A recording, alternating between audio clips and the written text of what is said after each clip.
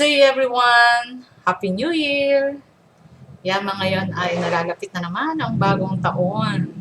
Ayan, ang magandang ituturo ko sa inyo ngayon ay ang paggawa ng calendar or personalized calendar.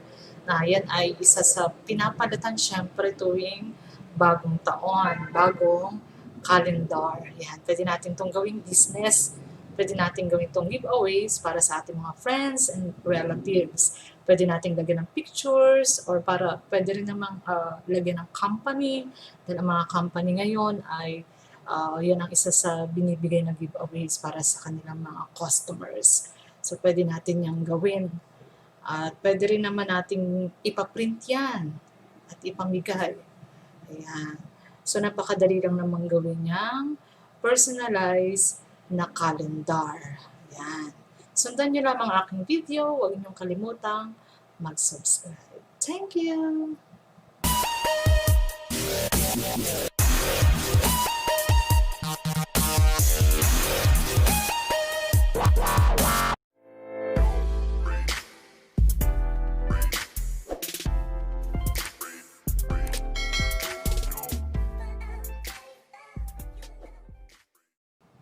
Okay, so ang una natin gagawin, isi-save muna natin ang ating mga kailangan para sa ating paggawa ng calendar. Siyempre, ang ating mga calendar, so saan ko kinuha to, sinearch ko lang naman po yan so nag-search lang po ako ng calendar dito sa Google, tinype ko lang ang calendar 2021, kung anong year, then images. So dito napakarami na ng calendar na pwede natin gamitin. So ang piliin po natin, make sure na malinaw yung calendar, nakikita yung mga numbers, malinaw yung resolution. So mataas yung kanyang resolution. Ayan, marami dito. Ayan, kagaya na ito, nababasa naman. So then, dahil ako may na-save na, so ito yon. So, marami akong pinili mga calendar. Make it sure na malilinaw yung napili ko. Gaya na ito. Ayan. So then, kung may nagpagawa sa inyong family or may nagpagawa sa inyong company, so make sure na nasa isang folder yung inyong gagamitin. Kung family man yan, or company, or personal, so make sure nasa isang folder para hindi kayo mahirapan. Ayan. Actually, ang isa sa ginagamit kong pang-edit or panggawa ng calendar ay ang Photoshop. Pero dahil ilan lang ang nakakaalam ng Photoshop, ang gagawin natin ngayon, mas madali rin, ay ang Canva. Yan. Ang Canva kasi madali rin gamitin to. At may mga templates sila dito na pwede nating palitan ng ating mga pictures or pwedeng lagyan natin ng mga graphics. At may mga ready template na sila kung ano lang gusto nating gawin. Yan. Dahil ang gagawin natin ngayon ay calendar, susubukan muna natin sa Canva. Yan, search natin lang to Canva sa Google. Canva. Yan. So, kailangan lang may account kayo dito. Mag-sign in kayo through your email. So, dahil ako ay nakapag-sign up na through my email, magla-login na ako ngayon. Login. Ayan, ito yung itsura ng Canva. So, kung ang ating calendar ay kung gusto natin, depende sa gagawin nating calendar, kung ang gusto natin ay gawing parang poster size siya. So, dito sa create a design, click lang natin to. Then, custom dimensions. Then, ilagay natin kung anong size. Kung maghanap tayo ng size, kung 15 inches by 20 inches ba yan ang width. So, meron ditong pwede natin 15 and 20. So, gawin natin itong inches. 15 and 20 ang height. Yan. Then, create new design. Ayan. So, pag pinaprint natin to as poster, so, at least naka-size na tayo. Okay, then, Maghanap tayo ngayon ng background. Click lang natin tong background sa Canva tool sa gilid. Yan. Then, pwede tayong pumili dito ng ating background. Piliin lang natin yung background natin kung anong gusto natin. Yan, for example, ayan. Plain lang, ayan. So, marami mga background tayo. Or kung meron naman tayong background na image mismo natin, or yung nakita natin sa ating mga Google, pwede rin naman. Ayan. Hanap tayo ng medyo maganda.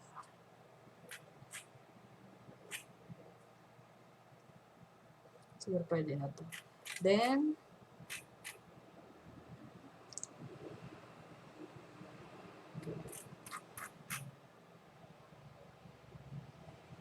punta tayo dito sa uploads. So, dahil may naka-upload na akong image dito ng calendar, so pwede natin yang ilagay. So, upload media lang. Paano ako nagkaroon yan? Upload media. Then, device. Then, ito kasing mga nasa folder ko na to, calendar, nasa computer ko na mismo, may mga dinownload ako ng mga calendar galing sa Google, mga JPEG. So, kung gusto nating ilagay yan, depende sa atin.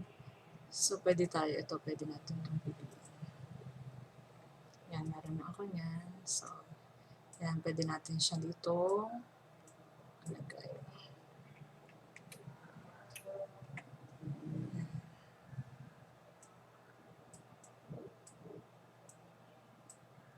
So, kung ayaw natin ng background na yan, pwede naman natin palitan. Palitan natin ang background.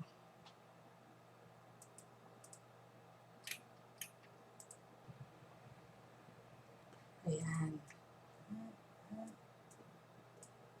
Then,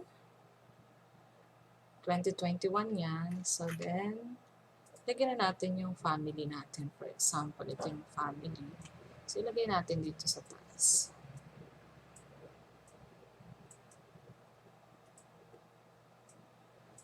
Then, lagyan natin ng family name. Click lang natin tong text. Then, for example, hanap tayo dito ng magandang text. For example, ito. So, ilagay natin dito ay, for example, De La Cruz family. Yan. Center natin.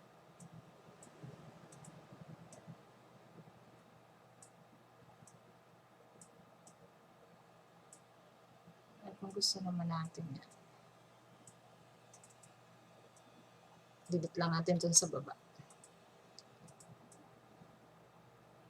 Ayan. So, pwede natin baguhin ng font color. Click lang natin to. Medyo magandang font color. Contrast dapat. Hindi makita.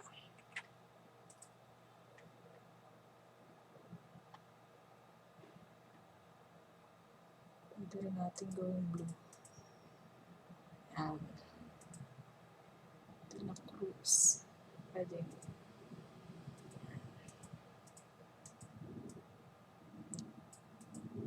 Then, lagyan natin ng year.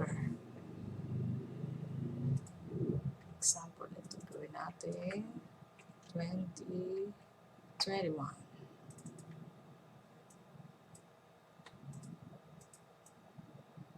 Pwede natin dito ilagay sa gilid.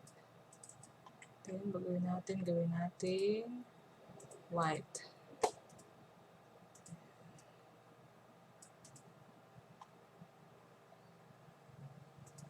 Ayan, may calendar na tayo. Ganyan kasimple. Pwede rin kung medyo gusto natin may design pa, click natin itong elements, lagyan natin ng mga flowers. Ayan. Para mas maganda kung gusto nyo. Pero kasi gusto ko simple lang. Ayan. Gusto natin lagyan ng medyo kung ano-ano. Ganyan. Sa family. Ayan. Kung gusto lagyan natin ng frame.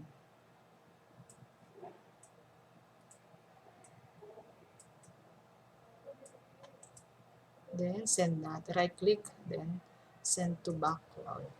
Ayan, i-frame na siya. Then, pwede natin baguhin ng color yung frame. For example, white. Ayan. So, ayan. So, ayan, may calendar na tayo. Pwede lagyan natin ng iba't ibang design yan kung gusto natin. Then, i-download natin. Gawin natin JPEG file. Then, download. So, ganun lang yun siya. Kadali. Ito na yun. Makikita natin to sa downloads. Right-click lang, show in folder.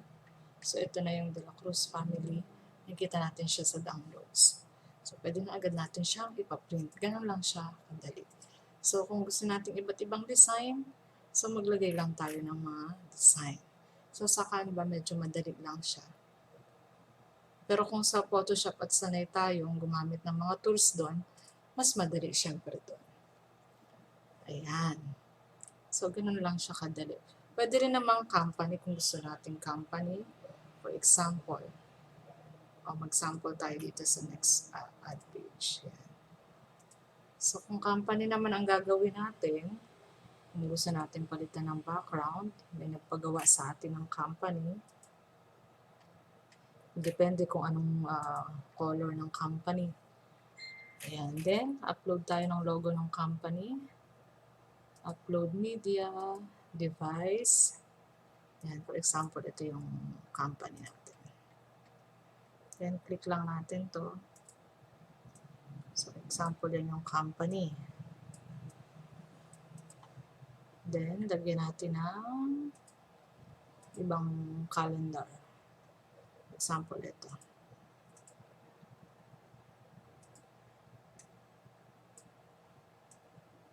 Ayan. Karaniwan kasi sa company may mga address and telephone number. So, pwede natin lagyan siya dito sa baba.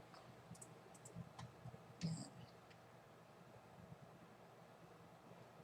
Pwede natin lagyan ng text. Pili tayo ng font.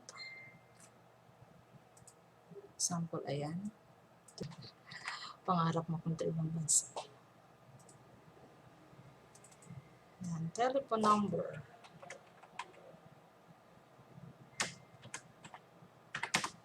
One, two, three, 4, 5, 6, 7. So, pag gagawa kayo ng layout, simplihan nyo lang. Kung masyadong maraming kaikikan. So, pwede natin lagyan ng verse. Gusto ko may verse. Dito, halimbawa, verse natin ay John 3:16. Or motto ng company. Pwede natin lagyan. For God so loved the world. For God. Pwede natin lagyan ng verse. Ayan. So, may calendar na tayo. Then, pwede na natin siyang ipaprint or isend for checking sa mga company na nagpagawa sa atin. So, yan. Ganun lang siya kadali. So, pwede tayong maggawa rin ng ibang background kung gusto natin.